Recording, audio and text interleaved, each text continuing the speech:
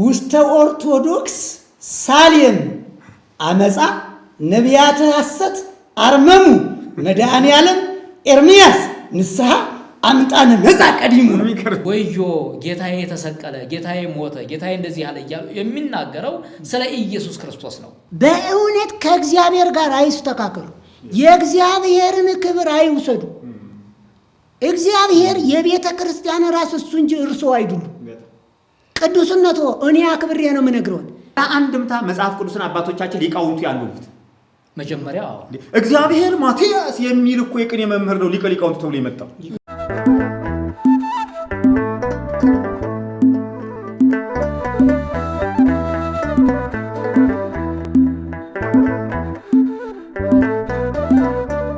የጌታ ጸጋና ሰላም ይብዛላችሁ። የተወደዳችሁ ቅዱሳን ዛሬ የሚያዝያ ጊዮርጊስን ክብረ በዓል እያየን ያለ ነው። ባለፉት ተከታታይ ትምህርቶቻችን ጊዮርጊስን በተመለከተ የተለያዩ ትምህርቶችን ወደ እናንተ ስናቀርብ ቆይተናል። አሁን ደግሞ የኢየሱስ ክርስቶስን ለጊዮርጊስ በሚል ሐሳብ እንነጋገራለን። አብራችሁን ቆዩ። እንግዲህ ባለፉት ጊዜያት የቅዱስ ጊዮርጊስን የሚያዝያ ጊዮርጊስ ማለት ነው ክብረ በዓሉን ከዋዜማ ጀምረን እያንዳንዱን ስንቃኝ ቆይተናል። ከነገረ ድነት ጋር ያለውን ሐሳብ ስንመለከት ቆይተናል። ከምልጃ ጋር በተያያዘ ስንነጋገር ቆይተናል። እንደውም ጊዮርጊስ ራሱ ሰማዕት ነው ወይስ አስማተኛ የሚለው ነገርም አብረን እያየን ቆይተናል። ዛሬ ደግሞ የኢየሱስ ክርስቶስን ለጊዮርጊስ በሚል እንነጋገራለን ማለት ነው። በነገራችን ላይ ይህን ከማለታችን በፊት ፈጣሪና ፍጡርን መደባለቅ ካልሆነ በቀር በሌሎቹ ሰማዕታት የተለመደ መወራረስ እንዳለ ያው የቤተክርስቲያኗ አጠቃላይ መጻሕፍት ይናገራሉ። ምክንያቱም የአንዱን ሰማዕት ለሌላ የአንዱን ጻድቅ ለሌላ መስጠት የተለመደ ነው። የዚህኛውን ግን ለየት የሚያደርገው የኢየሱስን ለጊዮርጊስ በሚል ነው ይዘን የመጣ ነው። እስቲ ሰላም ለቆምከ የሚል ነገር አይተናል። እስኪ እሱን መምህር ኤርምያስ ይበሉልና እንቀጥላለን። ሰላም ለቆምከ ዛዳም ቆሙ ወለመልክከ በይነ ሰላሙ ቅዱስ ጊዮርጊስ መክበበ ሰማዕት ኩሎሙ ሶበ መተሩ ክሳደከ ምድረ አጥለለት ደሙ ወጊዜ ሞትከ ብርሃናት ጸልሙ። እንግዲህ ዜማው ቆንጆ ነው፣ በጣም ደስ ይላል። እና ይሄ በዚህ ውስጥ መጨረሻ ላይ ያለችው ሐሳብ በተለይ ወጊዜ ሞትከ ብርሃናት ጸልሙ ይላል። ይሄ ከመጽሐፍ ቅዱስ ጋር ያለው ተዛምዶ ከጊዮርጊስ ሕይወትና ከመጽሐፍ ቅዱስ ካለው ከኢየሱስ ክርስቶስ ሕይወት ጋር ያለውን ተቃርኖና አንድነት እስኪ ያብራሩልን በዛው። እንግዲህ ምንድነው ይህን ሐሳብ የተወሰደው ከክርስቶስ ሞት ጋር የነበረውን ሐሳብ ነው አሁን ለማስተያየት የሞከሩት።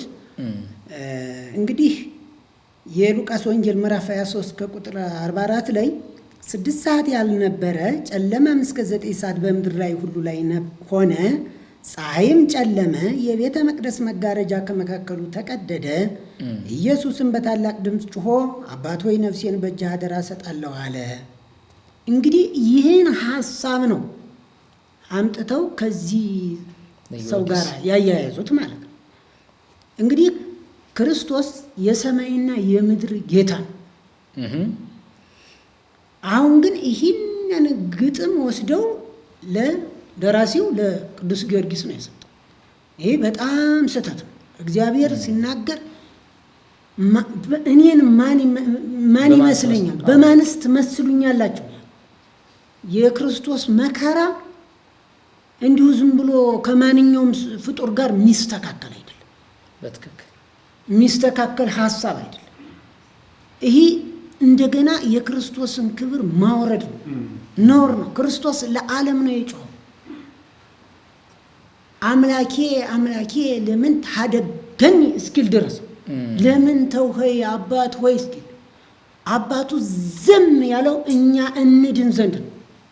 ስለዚህ ይህንን ሐሳብ አምጥቶ ማስተያየት በጣም በጣም ከምንፍቅና በላይ ምንፍቅና፣ የፍጡርን ለፈጣሪ መስጠት ትክክል አይደለም።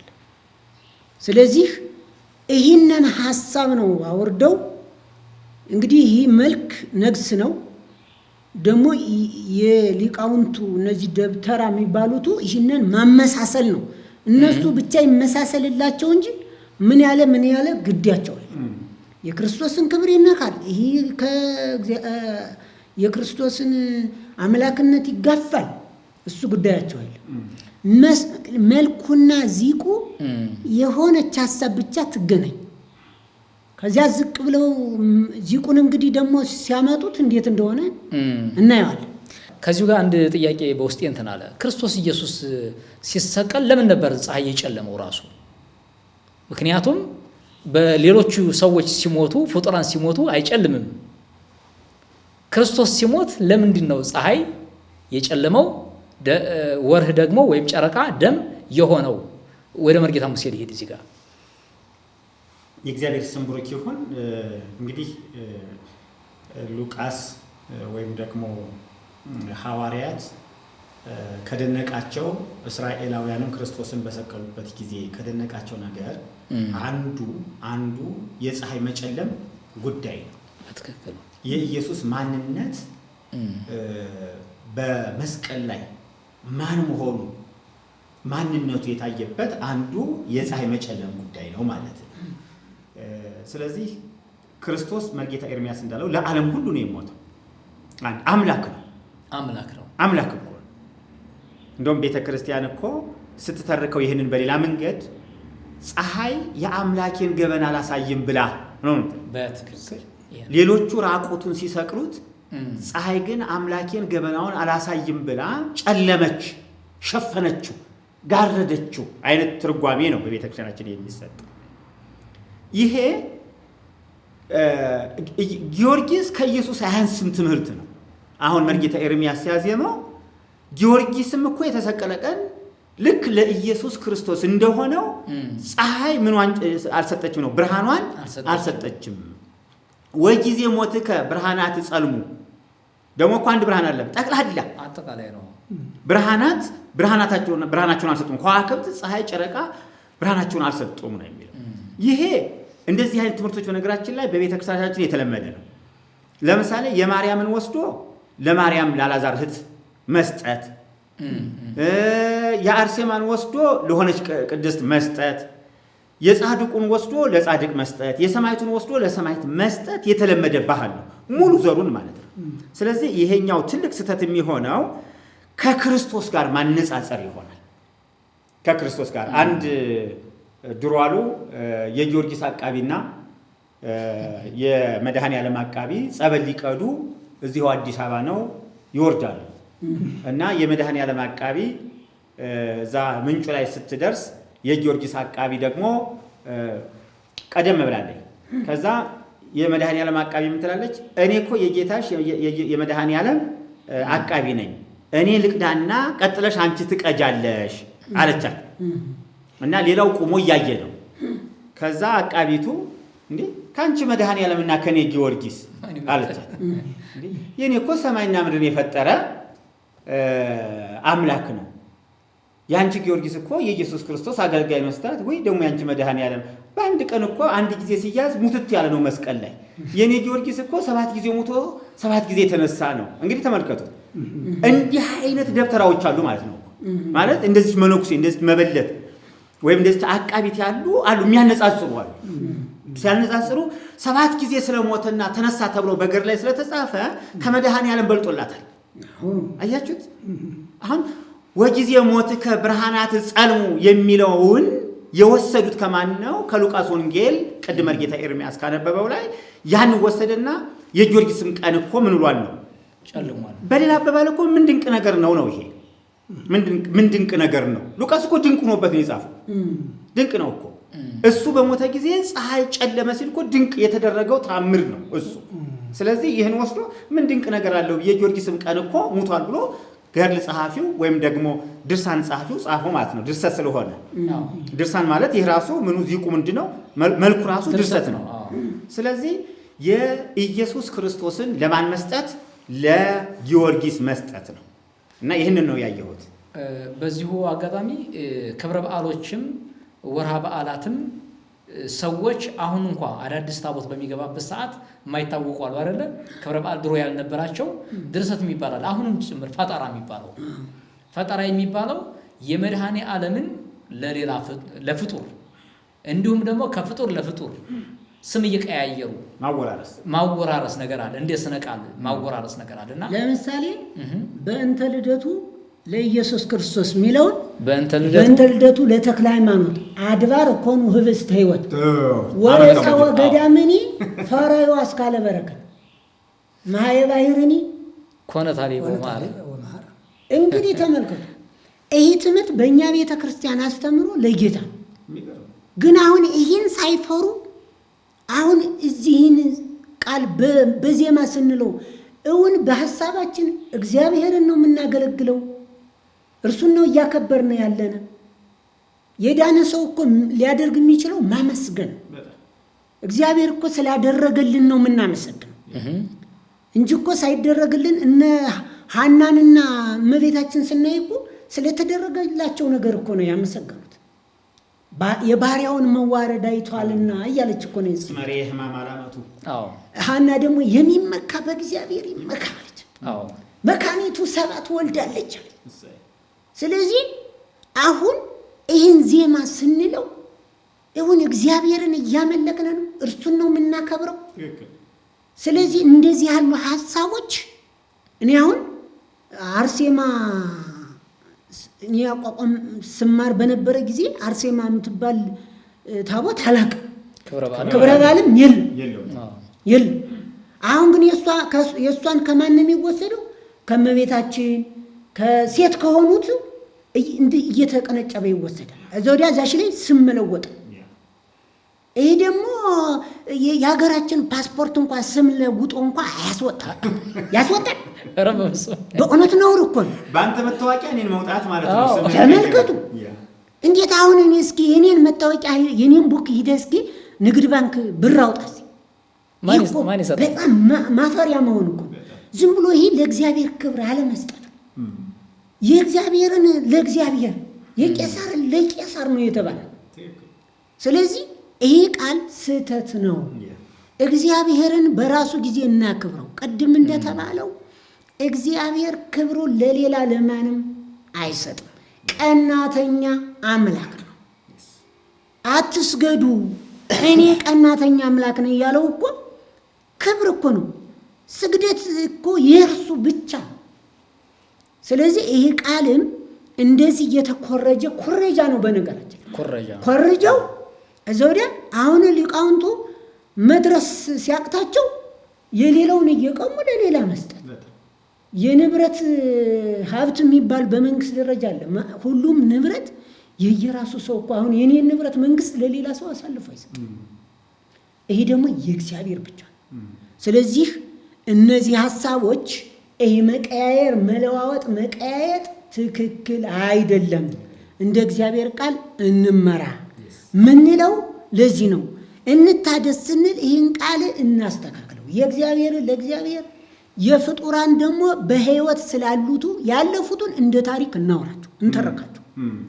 አሁን ግን ሕያው የሆነውን ገና ክርስቶስን ለዘላለም እንስበከው። ይህ ገና በየጊዜው የምናደርገው ዜማ ማህሌት ከንቱ ነው።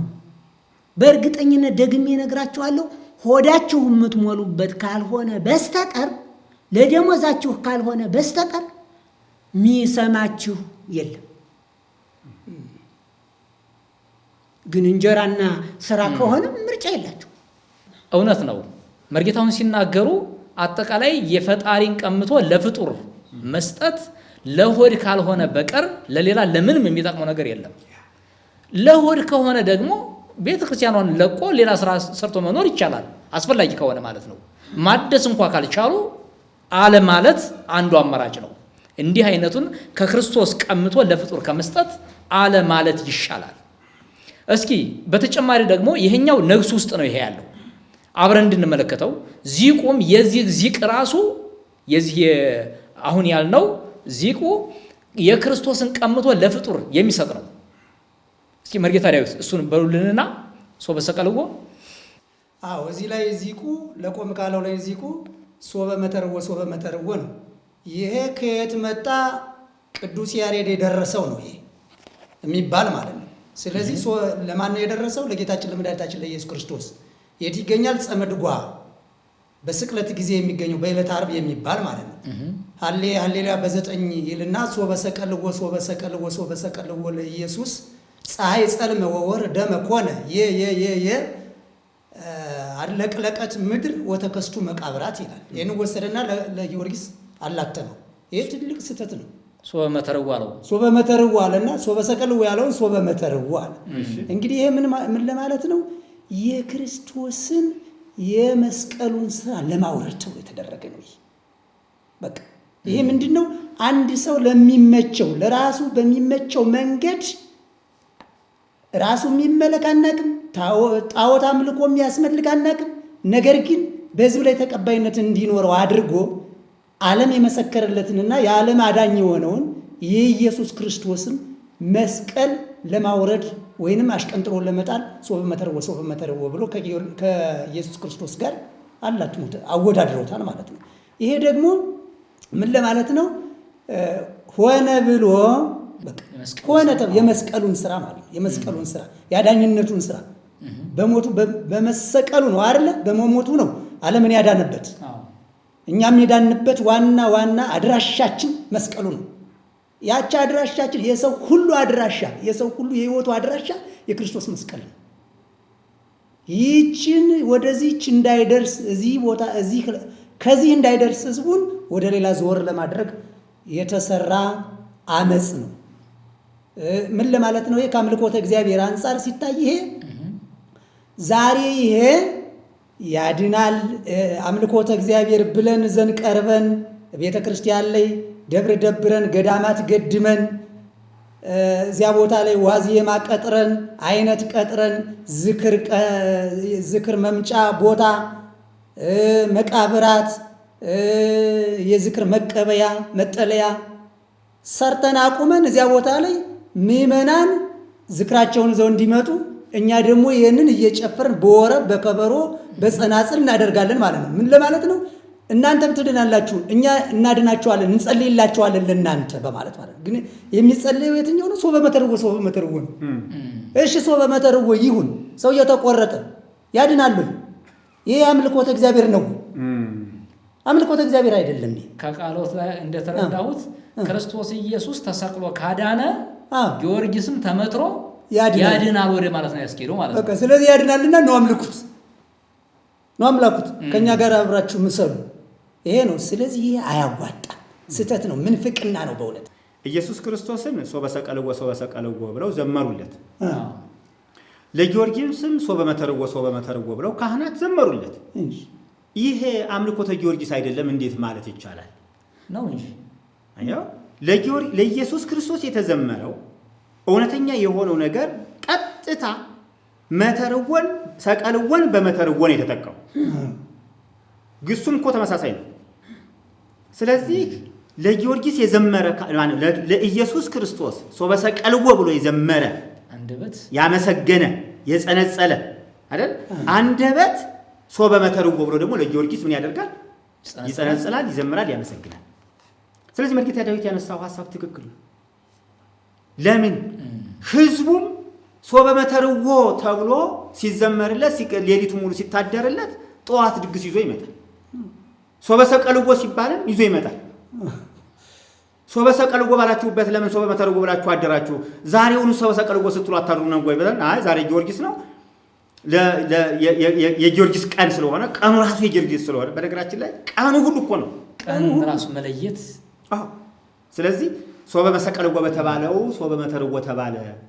ይሄ አምልኮተ ጊዮርጊስ ነው፣ አምልኮተ ፍጡራን ነው፣ በትክክል አምልኮተ ፍጡር ነው መርጌታ ዳዊት። ስለዚህ አይሰድም። ይሄ ከዚያ እንጨርሰው። ይሄ ልቅሶ ነው ለኢየሱስ ክርስቶስ። ይሄ ደግሞ ዓለም የመሰከረለት ነው። በቀራንዮ አደባባይ ላይ የተሰቀለ ማለት ነው። ዓለም የመሰከረለት ፀሐይ መስክሯል ስለ ክርስቶስ መስቀል፣ በትክክል ጨረቃ መስክሯል፣ ምድር መስክራለች፣ መቃብራት መስክረዋል። ስለዚህ ሲመሰክሩ እነዚህ ፀሐይ ጸልመ ወወርኅ ደመ ኮነ የማርቆስ ወንጌል ምዕራፍ 15 ቁጥር 33 ማለት ነው። ይህንን ቃል በደንብ አድርጎ ይናገረዋል ማለት ነው። ባነበው ደስ ይለኛል። ይህንን ቁጥር 33 6 ሰዓትም በሆነ ጊዜ እስከ 9 ሰዓት በምድር ሁሉ ላይ ጨለማ ሆነ። በ9 ሰዓትም ኢየሱስ ኤሎሄ ኤሎሄ ላማ ሰበቅታኒ ብሎ በታላቅ ድምፅ ጮኸ። ትርጓሜውም አምላኬ አምላኬ ለምን ተውኸኝ ማለት ነው። በዚያም ከቆሙት ሰዎች ሰምተው እነሆ ኤልያስን ይጣራል አሉ ይላል። ምን ለማለት ነው? እዚህ ላይ ኢየሱስ ክርስቶስ ለምን ተውከኝ ብሎ ጮኸ ይላል አይደለ? አባቱ እግዚአብሔር አብ ወደ እሱ ሲጮህ ጨክኖ በልጁ ላይ ጨክኖ ዝም ያለበት ዋና ዓላማ እኛን ለማዳን ነው። እኛን ለማዳን ነው። እኛን ለማዳን አባቱ ሕዝቤን ታድናለህ ብሎ ለሕዝቡ አሳልፎ የሰጠውን ይሄም ደግሞ የተሰጠው ኢየሱስ ክርስቶስ ለእኛ መድኃኒትነት የፈጸመውን በዚያ በመፈጸም ስራ ላይ የተከናወነውን የተከሰተውን ታምራትና መንክራት ወስዶ ለፍጡር ማድረግ ከዚህ የበለጠ ምንፍቅና የለም። በእውነት ከዚህ የበለጠ ምንፍቅና የለም። ለምን ሲባል ዛሬ የቤተ ክርስቲያን ሊቃውንት፣ ጳጳሳት፣ መነኮሳት፣ ካህናት፣ ዲያቆናት እንዲሁም ደግሞ በቃ የሰንበት ተማሪ በቃ ሰባክያን በተለያየ ሙያ ያላችሁ ሰዎች ያለን ሰዎች ምንም ይሁን ምን ቤተክርስቲያናችን በደንብ አድርገን እናውቃታለን። ስለምናውቃት ኢየሱስ ክርስቶስን የግል አዳኝ አድርጋ እሱን የማትሰብክ ከሆነ በምንም ምክንያት በቃ እሷ አምልኮተ ባዕድ እየሰራች ትገኛለች ብለን እንደመድማለን ማለት ነው። አይሆንም። ኢየሱስ ክርስቶስ ነው አምላኳ፣ የግል አዳኟ ኢየሱስ ክርስቶስ እንደሆነና አገልጋዮቿም፣ ካህናቶቿ፣ ሊቃውንቶቿ፣ መነኮሳቶቿ፣ መምህራኖቿ፣ የአቋቋም መምህራን፣ የቅኔ መምህራን፣ የድጓ መምህራን ወንጌልን መስበክ አለባቸው። ሶበ መተርዎ ያለውን እዚያው ቦታው ላይ ሶበ ሰቀልዎ ከአንድ አፍ ሁለት ምላስ እኮ ነው እንዴ! ሶበ ሰቀልዎ የስቅለት ሶበ ሰቀልዎ ሲል ውሎ ሲያሰግድ ሲሰግድ ውሎ ለአምላክ ስገድ ሲል ውሎ በበነገው ደግሞ የትንሣኤውን የሚያዝያ 23 ቀን ይሆናል። ሶበ መተርዎ ከአንድ አፍ ሁለት ምላስ ሆነ። በቃ ይሄ ምንፍቅና ነው። ምንፍቅና ደግሞ ኢየሱስ ክርስቶስን ክዶ በክርስቶስ አምኖ ክርስቶስ አለኝ እያለ ሌላ ስራ የሚሰራ ሌላ አምልኮተ ባዕድ የሚሰራ ፍጡር የሚያመልክ የሞተ ሰው የሚያመልክ ማለት ነው። ስለዚህ እኛ የክርስቶስ አዳኝነት የማዳኑ ምስጢር የመስቀሉ ምስጢር ገብቶን እንጂ ሌላ ነገር አንድም ተቃውሞ የለንም። ስለዚህ ኢየሱስ ክርስቶስ በቤታችን ይመለክ፣ መቅደሱን ይውሰደው። አሜን። ትንቢተ ሚልክያስ ነውና እናንተ ስሜን የምታቃልሉ ካህናት፣ በብሉይ ኪዳን የነበሩትን ካህናት ከምርኮ ተመልሰው መጥተው ችግር ይፈጥሩ ነበር እና እናንተ ስሜን የምታቃልሉ ካህናት ሆይ ልጅ አባቱን ባሪያ ጌታውን ያከብራል። እኔስ አባት ከሆንኩ ክብሬ ወዴት አለ? ጌታስ ከሆንኩ መፈራቴ ወዴት አለ? ይላል የሰራዊት ጌታ እግዚአብሔር። እናንተም ስምህን ያቃለለ በምንድን ነው ብላችኋል? በመሰዊያዬ ላይ ርኩስ እንጀራ። እግዚአብሔር መስዋዕት ላይ እኮ እግዚአብሔር ከተሰዋበት መስቀል ላይ ጊዮርጊስን ወስዶ መሰዋት ምን ማለት ነው? ምን ያገናኘዋል? ሙታን ተነስተዋል። አሁን እዚህ ላይ እኮ የሚል ሙታን ሁሉ አብረው ተነስተዋል ነው የሚል አይደል? በዛን ጊዜ በከተማው ብዙ ሙታን ታዩ። 100 አለቃው እንኳን ያመነ ያን አይቶ ነው እኔ በእውነት ይሄ የእግዚአብሔር ልጅ ነበር አለ። ለምን? ፀሐይ ስትጨልም ሁሉ ነገር ሲሆን አየና በእውነት ይሄ የእግዚአብሔር ልጅ ነበር አለ።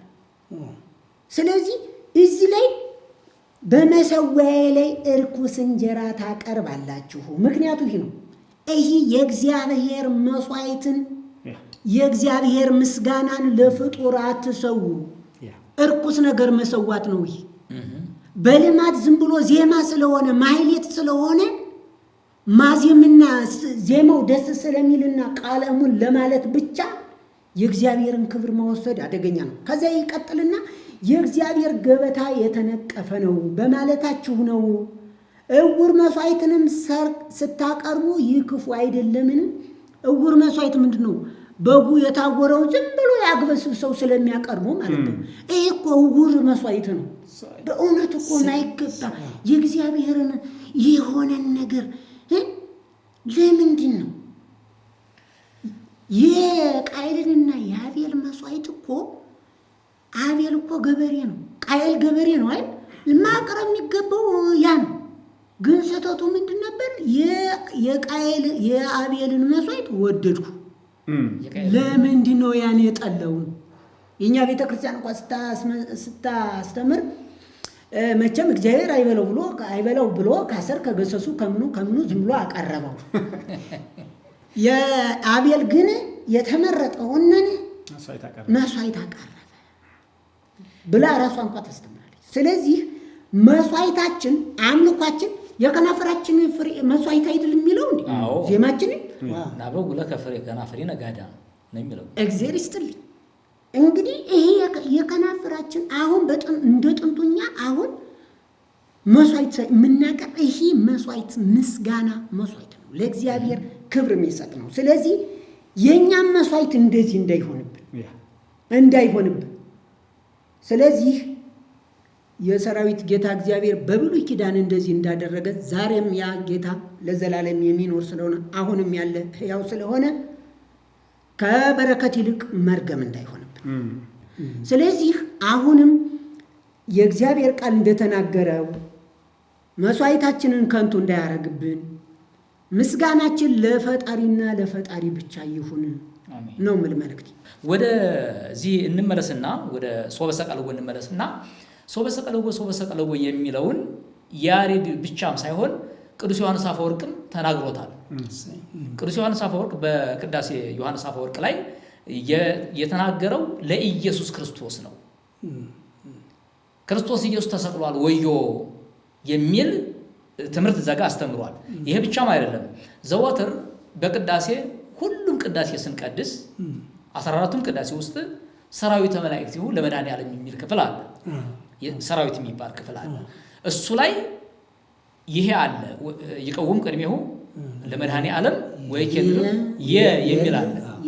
ስለዚህ ወዮ ጌታዬ ተሰቀለ፣ ጌታዬ ሞተ፣ ጌታዬ እንደዚህ አለ እያሉ የሚናገረው ስለ ኢየሱስ ክርስቶስ ነው።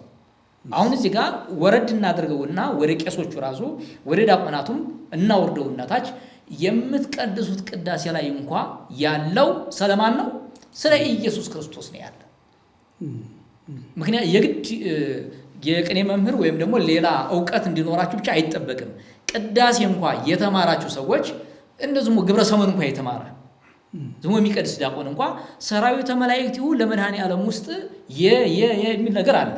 እሱ ስለማን ነው የተነገረው ከተባለ ስለ ኢየሱስ ክርስቶስ ነው እንጂ ጊዮርጊስ ሲመተር አይደለም የተባለው። ስለዚህ ወደ መጀመሪያው እንመለስ ከተባለ ቤተክርስቲያኗ እንደዚህ አይነት የስተት ትምህርቶችን እያጠራች ወደ ትክክለኛው አስተምሮ እንድትመለስ ነው የምንጋብዘው። ስለዚህ ሶበሰቀልዎ ለእግዚእነ ፀሐይ ጸልመ ወወርኅ ደመ ኮነ። ይሄ ብቻም አይደለም፣ የቤተ መቅደስ መጋረጃ ከላይ እስከታች ተቀደደ፣ ወተከስቱ መቃብራትም አለበት፣ መቃብሮችም ተከፈቱ የሚል አለ። ይሄን ድንቃ ድንቅ ይሄ ቅድም መርጌታ ሙሴን ጠይቄያለሁ። ለምንድን ይሄ የሆነው የሚል የጠየቁት ጥያቄ አለ። ጌታዬን እርቃኑ ማሳየት አልፈልግም የሚል ትርጉም አለው በውስጡ። እንግዲህ ምክንያቱም ሌሎቹ ሲሞቱ ወንበዴዎች ተሰቅለው ነበር። ከዛ በፊት ፀሐይ አልጨለመም፣ ጨረቃም ደም አልሆነችም፣ መቃብርም አልተከፈተም፣ የቤተ መቅደስ መጋረጃም አልተቀደደም። ከዛ በፊትም የስቅላት ሞት አለ፣ ከዛ በኋላም አለ። በተመሳሳይ ሁኔታ ደግሞ ከጊዮርጊስ ተሰይፏል አይደለም? ሲሰየፍ ከሌሎቹ የተለየ ነገር ሊሆን አይችልም። ደራሲያን ናቸው የኋላ ሊቃውንት። በተለይም ድርሰት ስንል እንግዲህ ባለፉት ትምህርቶቻችን ታስታውሱ ከሆነ ጊዮርጊስ አንደኛ ኢትዮጵያዊ አይደለም፣ ሁለተኛ ደግሞ ኦርቶዶክስ አይደለም የሚል ነገር አንስተናል። ካቶሊካዊ ነው፣ ሮማዊ ነው ብለናል። የታሪኩ ባለቤት እንደ ሀገር ሮም፣ እንደ ቤተክርስቲያን ደግሞ ካቶሊክ ነች። ስለዚህ የዚህ ድርሰት ደራሲያን ደግሞ ኢትዮጵያውያን ናቸው። በተለይ ዚቁን ማለት ነው ከተለያዩ ቦታዎች እያመጡ ደም ለሚለው ደም፣ ሰቀልዎ ለሚለው መተርዎ፣ እያመጡ በሞክሸ እያቀላቀሉ ቅድም መሪታ ሙሴ ማይነገስ ተናገር ነበረ። ስሟ ማርያም ይሁን እንጂ ምን ቸገራቸው እነሱ? ጌታን የወለደችውም ትሆን ያላዛር እህትም ትሆን ሌላይቱም ትሆን ማርያም ከተባለ ማርያም ሳሪት መክፈል ተሰናየ አምጥቶ ዝም ብሎ ስክት ያለ ቦታው ማለት ነው። ወለተ ጴጥሮስም ትሆን ክርስቶስ ሰምራም ትሆን ለሴት የተደረሰ ነገር ከተገኘ ወስዶ ልጥፍ ስሙን እንትን እያሉ ስም እየቀየሩ ብቻ እንዲህ አይነት ነገር የማይገባውን የክርስቶስን አምልኮ ለፍጡር መስጠት አግባብነት ስላልሆነ ቤተ ክርስቲያን ቆም ብላ ታስብ፣ እንደዚህ አይነት አሰር የሆኑ ትምህርቶችን ታስወግድ ነው መልእክታችን። ከዚህ ቀጥሎ ደግሞ እዚሁ የክርስቶስን ለጊዮርጊስ በሚለው ርዕሳችን ውስጥ አንድ ነገር ደግሞ አለ። ቅዱስ ጊዮርጊስ ሶበ ተከለለ የሚል ደግሞ አለ። ደም ወማይ ወሃሊብ እምነ ክሳዱ ፈልፈለ። እንዴት ታዩታላችሁ? እስኪ መርጌታ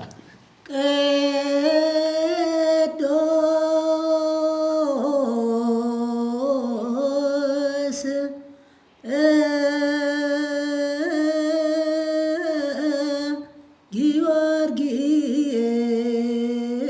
ጊዮርጊስ ሶበ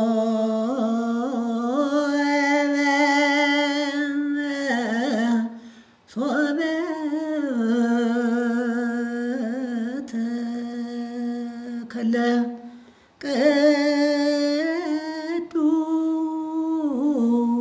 ቅዱስ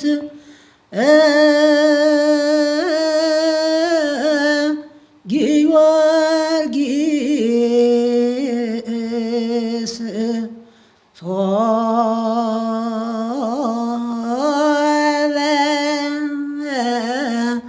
ሶበ ተከለ ደም ወማይ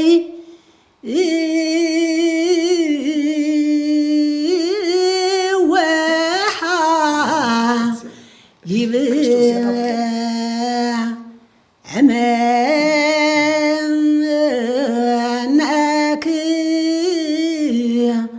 ክሳዱ ፈልፈ። መቼም ይህን ስል ብትሰሙ መጥፎ ነገር ተናግሯል አትሉኝ? ኧረ በፍጹም። አዎ ዜማው ላይ እንግዲህ ምዕመናን ይህን ዜማ ይሰማሉ፣ ግን ችግሩ ሲገለጥ ነው መከረው። ሲገለጥ ሲታይ በተከለለ አሁን እንግዲህ ይህ ቦታ የሚገርማችሁ ይሄ ዚቅ ደግሞ ለሌላ ሰው ይሰጣል፣ ለቅዱስ ቂርቆስ ደግሞ ይሰጣል። ችግር የለባቸውም የኛ ደብተሮች። እፈለው ደብተራ ስልጣንቋይ ማለት የለም ደብር ማለት ነው። ደብር ሲል አንድ መርጌታ ደብር በሚለው ደበተረ ከተባለ ምን ብሏል? የደብር ባለቤት ሆኗል፣ ደብር ይዟል ለማለት ነው። እንደውም ደብተራ የሚለውን ወደ ጠንቋዮቹ ጋር አያይዘውት ነው እንጂ በጎንደር ደብተራ ማለት ተደበረ፣ ደብር ተደበረ ይባላል ላይ የዚያ ባለቤት ሆነ ደብተራ ሆነ ማለት ነው። እና ደብተራ ስንላችሁ የማታውቁ ሰዎች መርጌቶች እንዳይከፋችሁ፣ ምክንያቱም ይሄ የሊቃውንቱ ትምህርት ነው። እና ምንድነው ችግሩ? አሁንም እንግዲህ ርዕሳችን የክርስቶስን ለጊዮርጊስ አይደለም። አሁን የዮሐንስ ወንጌል ምዕራፍ 19 ከቁጥር 34 ላይ ነገር ግን ከጭፍሮቹ አንዱ ጎኑን በጦር ወጋው፣ ወዲያውም ደምና ውሃ ወጣ ይላል። አሜን። እንግዲህ የክርስቶስ በዚህ በፈሰሰው ደም ነው ዓለም የዳነው። አሁን ይህንን ወስደው ነው እንግዲህ ከጊዮርጊስ እንትን ጋር ያውም የጊዮርጊስማ ወተት ሁላለሁ በልጦ ማለት ነው። በልጦ እንደምን ችግር አለ? እድሜ ለደራሲዎቹ ያሳምሩታል።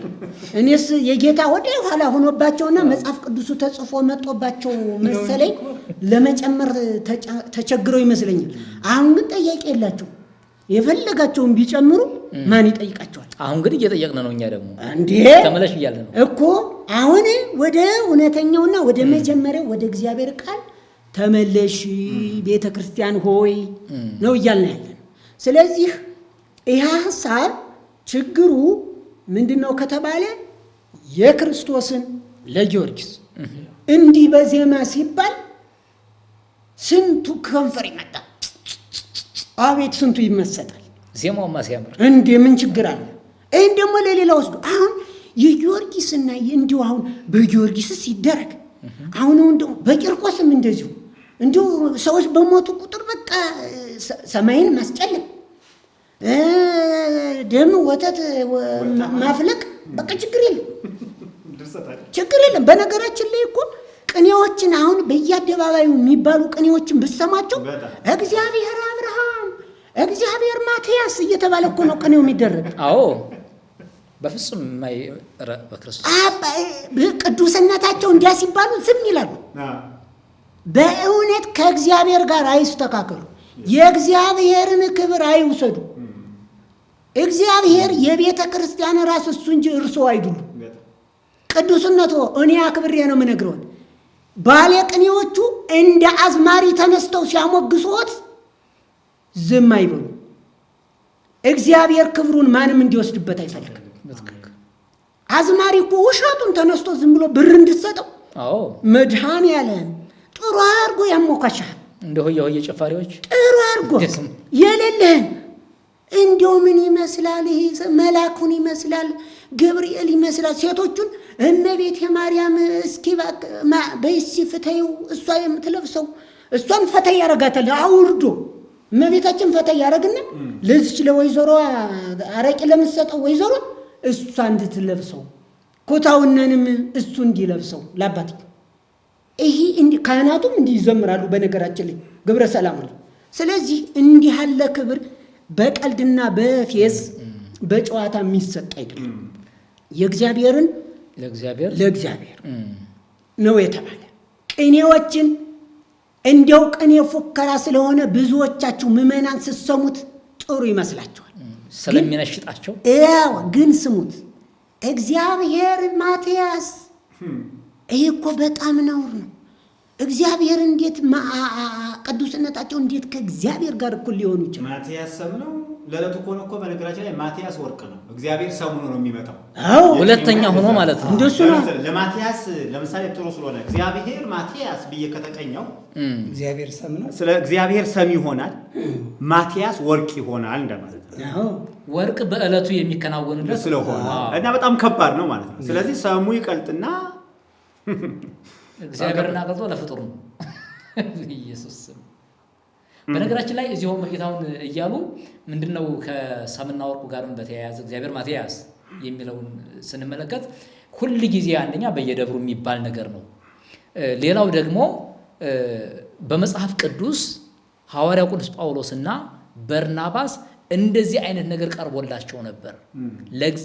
ለጣዖት የሚከናወነውን ነገር እነሱንም በዛ ቦታ መስለዋቸው፣ ይሄም በተመሳሳይ መልክ እኮ ነው ያለው። የእግዚአብሔርን ለፍጡር በሚሰጥበት ሁኔታ እዛ ደግሞ ዲያና ሄርሜን ብለው ጠሯቸውና ይላል ሊሰውላቸው መጡ ይላል። ስለዚህ የመጽሐፍ ቅዱስ አስተማሪዎች የተባሉት ሐዋርያ ጳውሎስና በርናባስ ምንድን ነበር አጻፋዊ ምላሽ የሰጡት? ከመርጌታ ሙሴ ጋር እንዲህ አይነት ነገር ሲቀርብላቸው ምንድን ነው የሰጡት? ምንድነው እንግዲህ አህዛብ በልማዳቸው መጽኡ አማልክተ ሰብአ ተመስሎሙ አማልክት ሰውን መስለው መጡ ብለው ለጳውሎስና ለበርናባስ ነው ሊሰግዱላቸው ሲሉ ልብሳቸውን ቀደው ሮጡ ነው የሚለው። ለምን? የአምላክን ክብር። ምክንያቱም ለጣዖት የሚደረገው ነገር ለእነሱ እንዲደረግ አይደለም። ለጣዖት ተደረገ ማለት አንድ ነገር ነገራችን ላይ የአምላክን ክብር ወስዶ ለጣዖት መስጠት ማለት ነው። ትክክል። ስለዚህ ይህን ደግሞ እነ ጳውሎስ ምን ያደርጉታል? ይቃወሙታል። ስለዚህ ለአምላክ የሚደረገውን የትኛውንም አምልኮ ፍጡር መቀበል አይገባውም። ቅድም መርጌታ ኤርሚያስ ጥሩ ተናግሮታል። እና የጊዮርጊስ አንገት በተቆረጠ ጊዜ ደም፣ ውሃና ሐሊብ፣ ወተት ፈለቀ ነው የሚለው። እንግዲህ ከኢየሱስ ክርስቶስ ጎን ምን የሚል አነበበ ያ ደብተራ ወይም ደግሞ ያ ደራሲ? ደምና ውሃ ፈሰሰ የሚል ወጣ የሚል ሲያነብ የኔ ጊዮርጊስስ መች ይቀርበታል አለና እንደውም ይበልጣል። እንደውም ደም ወማ ያለና ይሄማ ኢየሱስ አድርጎታል እኔ ምን ላድርገው አለ። አነሰ። ከክርስቶስ ጎን ውሃ መውጣቱ አነሰበት። አይኸው ስለዚህ ከክርስቶስ የበለጠ ማድረግ ጊዮርጊስን በተደጋጋሚ እያየን ነው ያለ። እንዲህ አይነት ትምህርቶች የትም አይሰዱንም። ህዝባችንን ገደል ከቶታል። ህዝባችን ወደ ሲኦል እንዲነዳ አድርጎታል። ሌላው መርጌታ ኤርሚያስ ቅድም ሲናገር ሰምታችሁት ከሆነ ሙያዊ ነክል የምናዜመው ካህናት እንዲሰሙ ነው የሚዜመው ማለት ነው። የምንተረጉመው ግዕዙን ቋንቋ የምንናገረው ግዕዝ ቋንቋ እናውቃለን ለማለት አለ። ግዕዝ ቋንቋ የዘላለም ሕይወት አይሰጥም። ዜማ የዘላለም ሕይወት አይሰጥም። ገብቶናል። የእግዚአብሔር ስም ብሩክ ይሁን። ግዕዝ የምንናገረው ግን የግዕዝ ተናጋሪ ህዝብ ስላለን አገልጋዮች ስላሉን እንደኛ የተጨበረበሩም የተሸወዱም ስላሉ ነው። ሌላው በጣም ቅድም ስትናገሩ የነበሩት ብዙ ካህናት ሃይማኖት አልተማረም። እስቲ እናንተ ከልጅነት ሃይማኖቱን የተማራችሁት ወይስ ድርሰት ዜማን የተማራችሁት? ዜማ መማርና ሃይማኖት መማር ይለያያሉ። ተነሽ ወዳቂ ሰያፍ ተጣይ መማርና ሃይማኖት መማር ይለያያል። አገባብ መማርና የቅኔ አገባብ መማርና ሃይማኖት መማር ይለያያሉ። ሃይማኖት ወንጌል ነው። ክርስቶስ አዳይ ነው። እሱን ማመን መቀበል ነው። ዘያአምን በወልድ በሕይወት ዘላለም ነው። በእግዚአብሔር ቃል አትጨምር አትቀንስ ነው። አገባብ መማር ቅኔ ለማድረግ የቅኔ ሙያ ለማወቅ መጽሐፍት ለመተርጎም ሊጠቅም ይችል ይሆናል። እዝል ግዕዝ አራራይ ዜማ ለመጮህ ባህላዊ ዜማውን ለመጮህ ያመች ይሆናል። ነገረ ክርስቶስን ለማወቅ ትምህርተ ክርስትናን ለማወቅ ግን እነዚህ እዝል ግዕዝ ዜማዎች መሰረት አይደሉም። እኛ ቤተ ክርስቲያን ላይ አይታችሁ ከሆነ መርጌታ ኤርሚያስ ከ12 ዓመት በላይ ተምሯል። አቋቋም ብቻ አጠቃላይ ወደ 17 ዓመት ተምሯል። እንግዲህ አስቡ። መርጌታ ዳዊትን ቢጠየቁ ከዛ በላይ ነው። እኔም ከዛ በላይ መርጌታ ጽጌ ከዛ በላይ ግን ክርስትናን አስተምረውናል። በፍጹም ንባብ አስተምረውናል። አዎ ቅኔ አስተምረውናል። አዎ ድጓ ዜማ እያንዳንዳችን በተለይ በምንችለው ልክ ሄደን ተምረናል። ስለዚህ ክርስትና አልተማርንም። የዜማ ምሁራን እንጂ ቤተክርስቲያናችን ላይ ያሉ የሃይማኖት ምሁራን የሉ። የድጓ መምህራን አሉ። ድጓቸው ነው እያየነው እኮ ያለ ነው። አሁን ዚቁን ነው እያየን ያለ ነው። ምን አይነት ተፋልሶ እንዳለው የክርስቶስን ወስዶ ለጊዮርጊስ መስጠት ከባድ አይደለም። እኛ ቤተክርስቲያን አንተስ ማይ ድሮ ሰቀጠጠህ። አንተ እኮ አሁን የሰቀጠጠህ እኮ መጽሐፍ ቅዱስ ተምረህ እኮ ነው። መርጌታ ዳዊት ቅድም ያለውን አርሰም የዛሬ 10 ዓመት ገደማ ነው ገና ወንጌልን የተማርኩት አለ። የኔ 2097 ዓመተ ምህረት ነው ወንጌል የገባኝ። ሲገባኝ በወልድ የሚያምን የዘላለም ሕይወት አለው ሲለኝ አረፍኩ። ከዛ በፊት ምንድነው ወንጌልን ብትማር እንኳን ንባብ ነው አንበብ መሄድ ነው። እከሌፕ እንዴት አርጓ ነበረው አንተ አይደል እንዴት አርጓ ዜማው እንጂ ጸያፍ የሆነውን እንኳን ለይቶ እኮ የማያውቅ ካህን ነው ያለ። ስለዚህ እኔ ደግሞ የምናገረው ዜማውን ለማረም ከመሞከር በፊት ዘሩን ለማረም ከመሞከር በፊት ብፁዕ አቡነ ማትያስ እንዳሉት መጻሕፍቶችን ለማረም ከመሞከር በፊት የመጀመሪያ ያለ አንድምታ መጽሐፍ ቅዱስን አባቶቻችን ሊቃውንቱ ያሉት መጀመሪያ እግዚአብሔር ማትያስ የሚል እኮ የቅኔ መምህር ነው ሊቃውንቱ ተብሎ የመጣው መጋቢያ ይላፍ ተብሎ መጋቢያ ይላፍ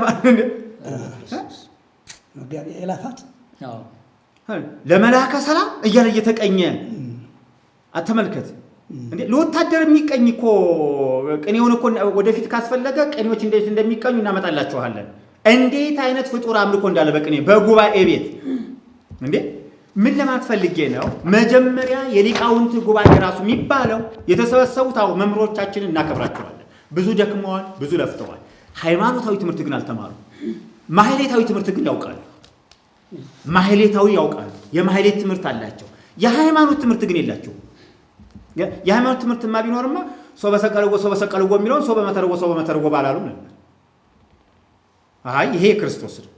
ምን አለ ጊዮርጊስ ቀን ሰው በሰቀልዎ ቢሉ ሁልጊዜ በየቀኑ እኮ መሰበክ ያለበት ማን ነው?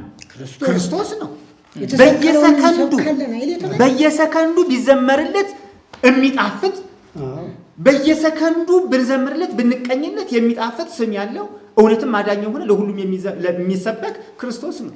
የጊዮርጊስ ቀን ይሁን ምን አለ ሙሉ ለሙሉ እንደው ከማህተው አንስቶ እስከ ሰላሙ ድረስ እንደው ክርስቶስ ቢሰበክ ምን ችግር ነው? ቀኑ ለጊዮርጊስ ሲሰምሽ ምን አለ ግን የሚባለው ለኢየሱስ ብቻ ቢሆን። በነገራችን ላይ ደራሲያን እርስ በርሳቸው እንደማይስማሙ ያየንበት አንዱ ራሱ የጊዮርጊስ ክብረ በዓል ሆኖ የህዳር 7 ላይ ያለው ህዳር 7 ላይ ያለውና ሚያዝያ 23 ላይ ያለው በፍጹም በተቃርኖ ነው ያለው። ያንዱ የራሱ የጊዮርጊስ ሆኖ ትቤሎ ብእሲት መበለት ለብፁዕ ወለቅዱስ ጊዮርጊስ ትልና አምላኮም አምደ ቤቴ አምላኮም ለክርስቲያን ተመስሎ ሰብአ መጽሐቤ ወይ ቤላ ቅዱስ ከዛ እሱ ደግሞ ምን አላት? ወይ ቤላ ቅዱስ ጊዮርጊስ አንሰ የኮንኩ አምላከ አላ ገብረ አምላከ አነ። ይሄና ቅዱስ ጊዮርጊስ በተከለለ ደም ወማይ ወሃሌ በመነከሳዱ ፈልፈለ እንዴት ነው ሊዋሃድ የሚችለው? አስገድደው ነው የሰጡት። አስገድደው ነው እንጂ ርቀቱ ደራሲያኑ የተለያዩ ናቸው ማለት ነው። በዚህ አጋጣሚ እስኪ መርጌታ እዚህ ላይ ምንድነው ቢያንስ አሁን እንደ ኢትዮጵያ ኦርቶዶክስ ተዋሕዶ ቤተክርስቲያን አሁን ጊዮርጊስ በሰማዕትነት ስናነሳ ተጽፎ ተገይቶ እንደው አለ አይደል ቤተክርስቲያናችን የተጣራ አምልኮተ እግዚአብሔር እንዲኖራት ንግግር አደረግን እንጂ ከዚህ የሚበልጡ እንቁ ሰማዕታት አሉን እንኳ ሐዋርያት ላይ ብንገባ እነ ጴጥሮስ እነ ጳውሎስ ማለት ነው መጽሐፍ የመሰከረላቸው ዓለም የመሰከረላቸው ማለት ነው አሉ። ግን እነዚያ አያችሁ ደረጃውን ጠብቀው አልገቡም እዚያ ውስጥ። በጊዜውም የነበረ ሊቃውንቱ አላስገባቸውም። ደረጃው አለ፣ በቃ ደረጃው አለ። እንደዚህ ላይ ግን እንትኑ ሊቃውንቱ ነው ስህተቱ፣ የራሳችን ነው ስህተቱ። አሁንም ለማደስ እናድሳለን ያልንበት ምክንያትም ስህተቱ የራሳችን ስለሆነ እና ይሄ ሶበ ሰቀልዎ የሚለው እንደው ብዙ በውስጥ እንትን አለኝ። ያ ኤርምያስ የኢየሩሳሌምን መፍረስ ነቢያት ሐሰት አትፈርስም ይሉ ነበር የእግዚአብሔር ቁጣ ሲመጣ። ነቢዩ ኤርምያስ ደግሞ ትፈርሳለች፣ አረ ንስሐ ግቡ ነው የሚሉት። ንስሐ ግቡ ፍጥጫ መጣ። መጨረሻ ላይ ኤርምያስ ነው ያሸነፈ አይደል? እውነት ስለያዘ ግን ብቻውን ነበር። ይኸው ተቃውሞም ድብደባውም ታያላችሁ እንግዲህ ጉድጓድ ውስጥ ከመግባት ድረስ እና ይህንም በተመለከተ አንድ ጉባኤ ቃና ማለት ነው ምንድነው ውስተ ኦርቶዶክስ ሳሌም አመፃ ነቢያተ ሐሰት አርመሙ መድኃኔ ዓለም ኤርምያስ ንስሐ አምጣነ መጻ ቀዲሙ። ስለዚህ ምን ወደርንም ጠላንም ተደባብቀን ማለት ነው። ተደባብቀን አይሆንም። እውነት ይውጣው ተደባብቀን አይኖርም። እንግዲህ ያው እናንተ የምታውቁትን ወይንም እናንተ ቤተክርስቲያኗን በምታውቁበት መንገድ በደንብ አድርገን እናውቃለን። ሊቃውንቱ አሁን ለራሳችን ተመችቶ በአማረ ቤት እየኖርንና በአማረ ትዳር እየኖርን ደሞዝ እየበላን ወደርንም ጠላንም ደሞዙ የጣዖት ገንዘብ ነው። ደሙን ከኛ ይፈልገዋል እግዚአብሔር የዚህን ሕዝብ ደም። ስለዚህ ምንም ይሁን ምን እያወቁ ከማጥፋትና ሳያውቁ ማጥፋት እግዚአብሔር ምንም ይሁን ምን ሕዝቡን የሚያድንበት የማዳኛ ምስጢር ይኖረዋል። እግዚአብሔር ሕዝቡን አይጥልም። ነገር ግን ታግሶናል። አሁንም ደግሞ ይኸው ሊቃውንትን አምጥቷል። ኑ እናንተ ደካሞች ሸክማችሁ የከበደ ሁሉ ወደ እኔ ኑ እኔም አሳርፋችኋለሁ ለነፍሳችሁም ዕረፍትን ታገኛላችሁ ብሎ የተጣራ ኢየሱስ ክርስቶስ በሕያው ቃሉ እኛ መተናል። ከመስቀሉ ስር እርፍ አድርጎናል። ስለዚህ ሁላችንንም የሚያሳርፍ ይሄ ነው። ሕዝቡንም የሚያሳርፍ ለሁሉም ለነገስታት፣ ለባለስልጣን፣ ለጳጳሱ፣ ለገዳሙ፣ ለደብሩ፣ ለጉባኤው፣ ለደቀ መዛሙርቱ ሁሉንም የሚያስችልና ወይንም ተሸክሞ መያዝ የሚችል የሚጠቀልል ምርጥ ጉባኤ ኢየሱስ ክርስቶስ ይቻላል። ሌላው የትም አያደርስም። በእውነት እንደዚህ ከመሸቀጥ የአንዱን ድርሰት ይዞ ዝም ብሎ ሸክም ተሸክሞ ዝም ብሎ ከመዞር ዝም ብሎ ድጓ አንድ አባት አሉ የድጓ መምህርና እንደዚህ ቦርጭ አወጡና ማይሌት ላይ ሲነጋገሩ የመጽሐፍ መምህሩና እሳቸው ሲነጋገሩ አንድየውን እኮ ወፈርክ እኮ ምኑ ነው እንደዚህ የሚያደርግ ምኑን እየበላ ነው እየጠጣ ነው ይሏቸዋል። አንዱ ማይሌት ላይ ማለት ነው የመጽሐፉ መምህር አይታው ወንድሜ ድጓው እኮ ነው ድጓው ነው የነፋኝ አሉት። እስከ ቆርበቱ ውጣው እንደሆነ አሁንም እንደ ትልቅ ባለስልጣን ይመስላል የመጽሐፉ መምህር ከነቁርበቱ ውጣው እንደሆነ እንደዚህ አላደረገም ማለት። አሁንም ቢሆን የፈለገ ተራራ ብናል የተለያየ ልብስ ብንለብስ የተለያየ ካባ ብንለብስ የተለያየ ቆብ ብንለብስ የተለያየ ስልጣን ብንይዝ ክርስቶስ ደሙን ያፈሰሰለት የተለያየ መስቀል ብንይዝ የወርቅ መስቀል ከዚያ ትኩረት የለውም እግዚአብሔር። ከኛ ጋር ነው ትኩረቱ። ከኛ የሚበልጥበት ወርቅ የለውም የእግዚአብሔር። ስለዚህ በክርስቶስ ማህሌት እንልመድ፣ ማህሌቱን እናድሰው። ሶበ መተርጎ ቀረ ሶበ ሰቀለዎ ሆነ። በቃ ይታደስ፣ ማህሌቱ ይታደስ፣ ዋዜማው ይታደስ፣ ማኅተቡ ይታደስ፣ ቅዳሴው ይታደስ፣ ሰዓታቱ ይታደስ። ከረዥሙ ባጭሩ ነው። እኛ እንግዲህ እግዚአብሔር በገለጸልን ከኛ ይበልጥ እናንተ ላይ ደግሞ ትልቅ እንቁ ምስጢር አለ እግዚአብሔር ያስቀመጠው። ያ እንዲወጣ ነው የምንፈልግኛ እንጂ እንከብርበትን እንነግስበት አይደለም። ክርስቶስ ይክበር። አሜን። የተወደዳችሁ ተመልካቾቻችን እስካሁን ስንነጋገር የነበረው የጊዮርጊስን ማለትም የሚያዝያ ጊዮርጊስን ክብረ በዓል ነው። አሁንም እዛው ላይ ነው ያለነው። ስለዚህ አንድ ዜማ ደግሞ እንበልና እንቀጥላለን። አብራችሁን ቆዩ። ወረደ ብርሃን ሀበ መቃብሩ ለብእሴ እግዚአብሔር ወኮነ መቃብሩ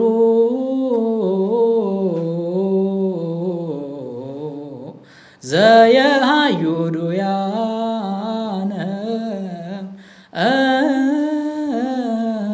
ጸሎቱ ለጊዮርጊስ ወበረከቱ የሃሉ ምስሌነ ይላል። እስቲ እዚህ ጋር ምን አየህ መርጌታ ሙሴ?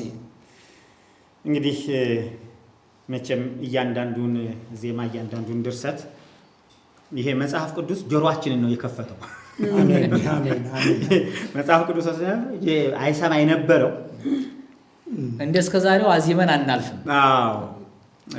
አንደኛ ቤተ ክርስቲያን ይህ አሁን ያዜሙት መርጌታ ጽጌ ያዜሙት መቃብር ሰባኬ አድርጓታል እና መቃብሩ ድውያንን የሚፈውስ ሆነ ነው እያለን ያለ ይሄ ነው ትልቁ ስህተት ማለት ነው። የማን የጊዮርጊስ መቃብር። በጣም አንድ ነገር ልንገራችሁ። እኛ ጋር የመቃብር አፈር መሸከም፣ የጻድቅ ሰው መቃብር መሳል፣ ጻድቅ ሰው መቃብር ላይ ገዳም መገደብ ይሄ የተለመደ ነው። አምልኮተ መቃብር አለ። አምልኮተ መቃብር ነው። ይሄ የማንን መቃብር ነው እያመለከች ያለችው ቤተክርስቲያን? የጊዮርጊስን። ሐዋርያት የኢየሱስ ክርስቶስን መቃብር እንኳን አልሰበኩ፣ አንድም ቀን አልሰበኩ። እንኳንስ የሐዋርያ እንኳንስ የሰማዕታት እንኳንስ እስኪ መጽሐፍ ቅዱስ ውስጥ የኢየሱስ ክርስቶስ መቃብር አዳይ ነው ተብሎ የተሰበከበት ጊዜ አለ? በፍጹም። የተሰቀለውን ነው የተቀበረውን የተነሳው። ምን አይነት አገልጋዮች ነበሩ ሐዋርያት! እነ ጳውሎስ አንድም ቀን የኢየሱስ ክርስቶስን መቃብር ለመሳም የሄዱበት ጊዜ የለም። አንድም ቀን። የኛ ቤተ ክርስቲያን ግን ሮም ሀገር ለሞተ ሰውዬ እንኳን መቃብሩ ድውያንን ፈወሰ። ይሄ ኑፋቄ ነው። እኔ ነኝ ያልኩት አምልኮተ መቃብር ነው። አምልኮተ መቃብር መሆኑን በሁሉም ቦታ ላይ ታገኙታላችሁ። ደብረ ሊባኖስ ብስሙ የደብረ ሊባኖስ የአባ ተክለ ሃይማኖት መቃብር እኮ እስከዛሬ ድረስ የፍልፈል አፈር ሲያመጣው የፍልፈል አፈሩ እኮ እስከዛሬ ስንት ይደረጋል። እንዲህ አይነት ነገሮች አሉ። ስለዚህ ድውያንን ፈወስ የተባለ ምንድነው? የጻድቃን የሰማዕታት መቃብር ድውይ ይፈውሳል እየተባለ ወደ ገዳማት ሰዎች እንዲሄዱ፣ ወደ አድባራት ሰዎች እንዲሄዱ የተደረገ አስተምሮ ነው። ስለዚህ የኔ ትምህርት ምንድነው? እንኳንስ የጊዮርጊስ መቃብር የኢየሱስ መቃብርም አይፈውስም። የሚፈውሰው እሱ ነው፣ ጸጋው ነው። በነገራችን ላይ ሐዋርያትን መቃብራቸው ይፈውሳል እንኳን አላላቸው። ምክንያቱም የጸጋ አገልግሎት በእነሱ እጅ ላይ ነው ያለው። ወንጌል ሲመሰከር፣ ወንጌል ሲሰበክ ነው ምን ያለው? ፈውስ ታምራት ያለው። በስሜ አጋንንትን ታስወጣላችሁ ሲላቸው መቃብራችሁ ያስወጣላል እና የመቃብር አምልኮ ነው እኔ እዚህ ጋር ያየሁት ባጭሩ። በተጨማሪ ደግሞ እዚህ ጋር ከመርጌታ ሙሴ ጋር ልጨምርና በሁሉ ቦታ የሚገኝ ተደርጎም ተስሏል።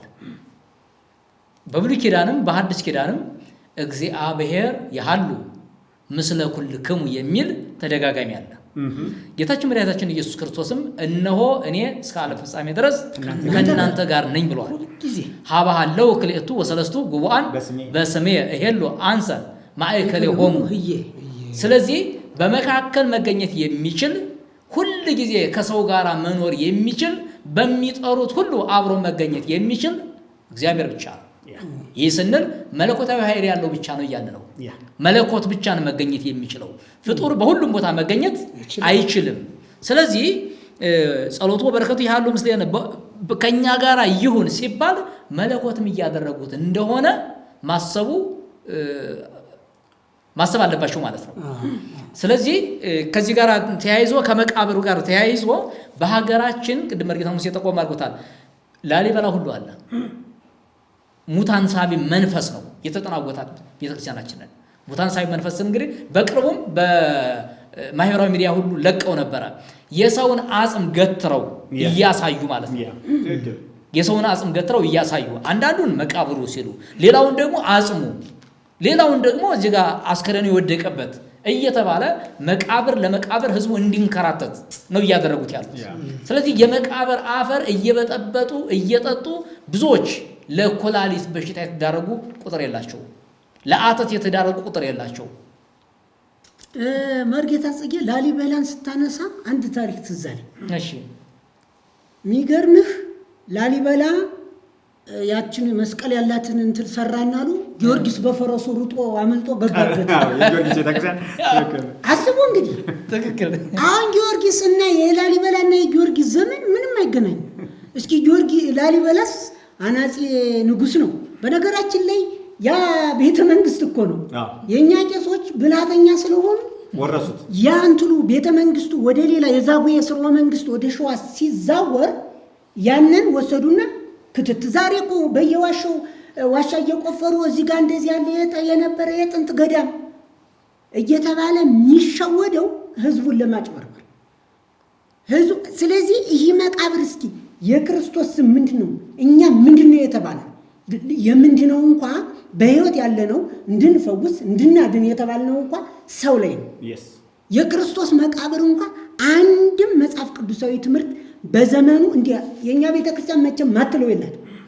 እመቤታችን በየቀኑ ሰኔ ጎልጎታ የሚባለው መጽሐፍ መቃብሩ እየሄደች ሁለተ እንዴ ምን አስለቀሰተ? መቃብሩ ተነስቶ አይተው በጎልጎታ የጸለየ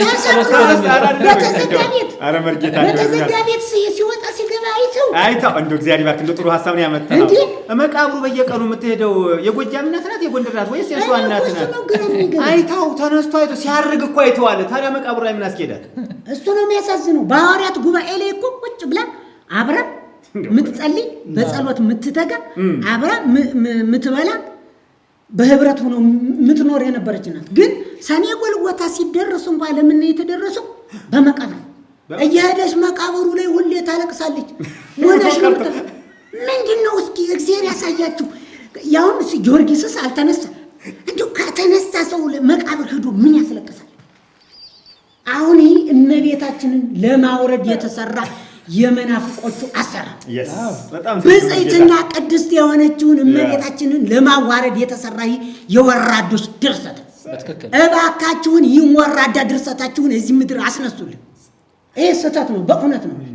ስለዚህ ለእኛ ግን ምንድነው የተባለ?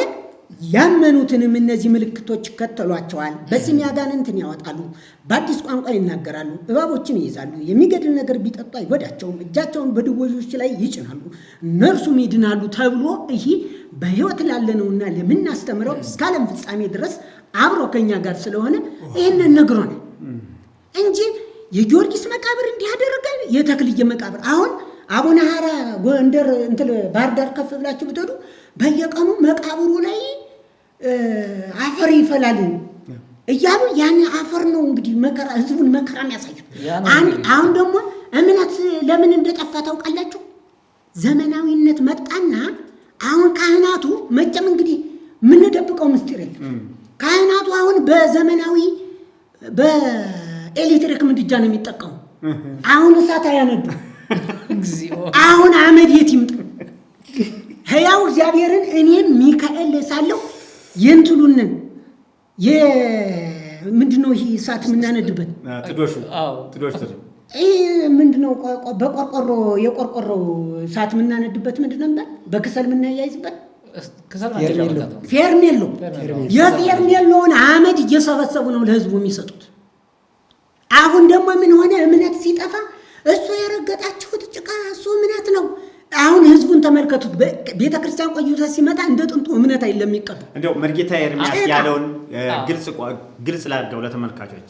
የጌታ ቅዱስ ቁርባን ወይም የጌታ ራት የምንለው ህብስቱ በየገጠሩ ድሮ ያው እንደ እናቶች በምጣድ ነው ተሰርቶ ቅዱስ ቁርባን የሚሆነው ማለት ነው። ህብስቱ የሚጋገረው ማይልች ምትያደቅ እና ዲያቆኑ ቤተልሔም ላይ ጋብሮ አምጥቶት ነው። እና እዛ ምን አለ እምነት የምንለው አመዱ አለ። አሁን የከተማው በኤሌክትሪክ ሆነ። አመድ ከየት ይምጣ ነው የሚለው መርጌታ ኤርምያስ።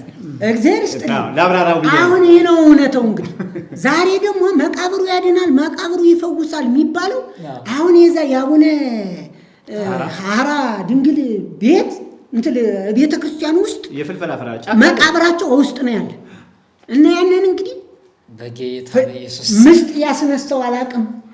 እንዲያው አውቀው እየሸወዱ ማታ ማታ እየቆፈሩ ያምጡ አላቅም። ያንን አፈር ነው ለህዝቡ የሚሰጥ። ቁስል ያድናል ምናምን ይፈውሳል እየተባለ አሁን ህዝቡን ተመልክቱ ፊቱን እንዳለ የዚህ የደቡብ ህዝቦች እኮ ባህላቸው ስለሆነ እነሱ ውበት ነው ለእነሱ ውበት ነው። እኛ ሀገር ግን ተመልከቱ፣ እያንዳንዱ ህዝብ ፊቱን አጨልሞ የምታዩት ለምንድን ነው? ያ እምነት የሚባለው አመዱ ደግሞ ምን ይደረጋል? ይሄ መክፈልት የምትጋግረው ያ ሲጠፋ መክፈልት የምትጋግር ማያለች አይደል? የሷን አመድ ደግሞ ማምጣት ጀጀመረ። አሁን እሷም ከዚህ ወጣች፣ እንጨት ጠፋ። ከዚያ ወጣችና ወደ ኤሌክትሪክ ምድጃ መጣች። አሁን አመድ የት ይምጣ? ስለዚህ ምን አለው? እሱ የተቀጠቃችሁት ምዕመናን፣ እሱ የተቀጠቃችሁት ጭቃ አውደ ምሕረቱ ይሄ ቅዱስ ነው፣ መላእክት የተነጸፉበት ምናምን። ሰው ደግሞ ያንን ደግሞ የተሻሸው አረድል ምን ችግር አለ? አሁን ያንን ነው እባካችሁን መቃብር እንኳን መቃብሩ ጊዮርጊስ እንደኔና እንደናንተ ክርስቶስን አምኖ ክርስቶስን ተቀብሎ አልፎ የሞተ ሰማዕትም ከሆነ እንደዚያ ነው እንጂ ዋጋ ከፍሎም ከሆነ ስለ ክርስቶስ መስክሯል እንጂ ስለ ራሱ አንድ እንዲያረጉለት አልፈለገም። እንደውም በወቅቱ አንድ መነጋገሪያ ነበር። ጊዮርጊስ ቅዱሱ ይነሳ ከጠርሙሱ እነሱ የሚጠጡትም እነሱ ናቸው። እንግዲህ እንደው ምን ይሉት ተመልሶ ባናት ነው ድንጋይ ቢወረውሩት ተመልሶ ባናት ዝም ብሎ የእነሱን ድንጋይ ወደ ሌላ ሰው ይወረውራል። ማንም የሚጠጣው ያን ብለው እንደሱ አሉ። ግን ይኸው አልተውትም፣ መጠጡን አልተውትም። እነሱ አይነ ባርከው የሚጀምሩት እንደቻቸው ለመረጣት ነው። ቀሳውስት እኮ ነው። ከዛም በኋላ ደግሞ ለምሳሌ ብዙ ቲክቶከሮች ደግሞ ጥሩ እየሰሩ ነበር። ይሄ ከሱ ይልቅ ለአፄ ምኒልክ ጀነራል ነው፣ ይሄ ጀነራል ወታደር ነው፣ የተገናኝቶ ነው። ዝም ብለህ ጊዮርጊስ ከምትል ጊዮርጊስ አባቴ ከምትል አባትህ ክርስቶስ ነው፣ የሰማዩ አባት ነው። አባት ሌላ አይኖራችሁ አይደል የተባለ? አባታችሁ በሰማይ ያለው ክርስቶስ አባታችሁ እሱ ነው ተብሏል። ስለዚህ እውነት ለመናገር አሁን ስጋ ቤቱን ተመልከቱት፣ መድኃኒት ቤቱ ተመልከቱ፣ ቅዱስ ጊዮርጊስ ሆቴል፣ ቅዱስ ጊዮርጊስ ማንሜንታ፣ ይህን መጀመሪያ ያስከብሩ። እውነታው ይህ ነው። ቃሉ በዚህ ልክ ነው። ይህ ቃልም እኛን ነው የሚከተል እንጂ መቃብር አይከተልም። እመቤታችንም ከክርስቶስ መቃብር ላይ አላለቀሰችም። ሕያው ሆኖ የተገኘውን ክርስቶስን አይተዋለች። እሱም ወደ ሰማይ ሲያርግ አይተዋለች። እና መቃብር ምን አስቆማል? ይሄ የመቃብር ክፉ መንፈስ ነው። ጥንቁልና ይሰራበታል። በነገራችን የመቃብር የ3 ቀን የመቃብር ትኩስ የመቃብር አፈር ተብሎ መተትና ድግምት ይሰራበታል። ይሄ የደብተሮቹ አስተሳሰብ ስለሆነ አሁን እኔ እንደውም ይህን እምነት ይህን የመቃብር አፈር ያሁን የመቃብር አፈር እየቀቧቸው ይመስለኛል። ህዝቡም የደነዘዘው እንዲህ ክርስቶስ ሲሰበክ ማርያም ለምን ቤዛ ሆነችም ብሎ መጽሐፍ ቅዱስ የሚናገረው ወይ ብሎ የሚነሳ ህዝብ ያሁን አደዝና አፍዝዝ ካልተደረገበት በእውነት ምን ማለት ነው? እና እኔ ምናልባት ህዝቡ ቢጠነቀቅ ይሻላል። ምናልባት ይሄ የሚቀዋቸው አፈር የመቃብር አፈር ሊሆን ይችላል። የመቃብር አፈር ማደንዘዝ ነው። ለዚህ ይሆናል ይመስለኛል ህዝቡ አልገባው ያለ በዓለሙ ሰልጥኗል። መንፈሳዊነቱ ላይ ግን ዶክተሩ፣ ፕሮፌሰሩ፣ ኢንጂነሩ ድንቁር ብሎ ዝም ብሎ በልማድ ይከተላል። ስለዚህ እባካችሁን መቃብር አያድንም። ሕያው የሆነው የክርስቶስ ደምና ደም ብቻ ነው የሚያድን። ፍጡራን ክርስቶስን አገልግለው አልፈው ከሆነ አልፈዋል። አሁን በሕይወት ያሉቱ ስለ ክርስቶስ የሚመሰክሩቱ ስለ ክርስቶስ የሚናገሩቱ ብቻ እውነትን ይናገራሉ። እኛ እርስ በርሳችን ጸጋ እየተከፋፈልን እንድናልፍ እንጂ አንዱ ሙሴ ወደ አብርሃም አልጸለየም፣ ኪዳኑን ነው የተናገረ። ኪዳኑን አስብ፣ የአብርሃም ለይስሐቅ ለያዕቆብ የገባውን ኪዳን አስብ ነው እንጂ አብርሃም ሆይ ምናምን አላለም። በምድረ በዳ 40 ዓመት ሆነን እኮ አላለም አንድም ቀን። ስለዚህ የምትጸልዩትም ጸሎት ሆነ የምትሄዱትም ደብር እያላችሁ በየክብረ በዓሉ በየወሩ የምትሄዱ ምዕመናን ድካም ብቻ ነው። ማንም አይሰማችሁ። ጊዮርጊስ ከሞተ ብዙ ዓመት 1715 ዓመት ነው ያረኩት። በዚህ ምድር የኖረው 25 ዓመት ነው። 25 ዓመት ከኖረ ከዚያ ቀነስኩና ወደዚህ ስመጣ በ222 ዓመተ ምህረት ነው የተወለደው። እዚያ ላይ የኖረውን ዓመት ስቀንስ 1700 ምናምን ዓመት ብቻ ነው የሆነው። ስለዚህ እባካችሁን ወደ ሕያው ወደ ሆነው ወደ ተነስተው ተመልሶ ወደሚመጣው ወደ ክርስቶስ አንጋጡ። የተወደዳችሁ ተመልካቾቻችን የዛሬው መርሃ ግብር ይህን ይመስል ነበረ።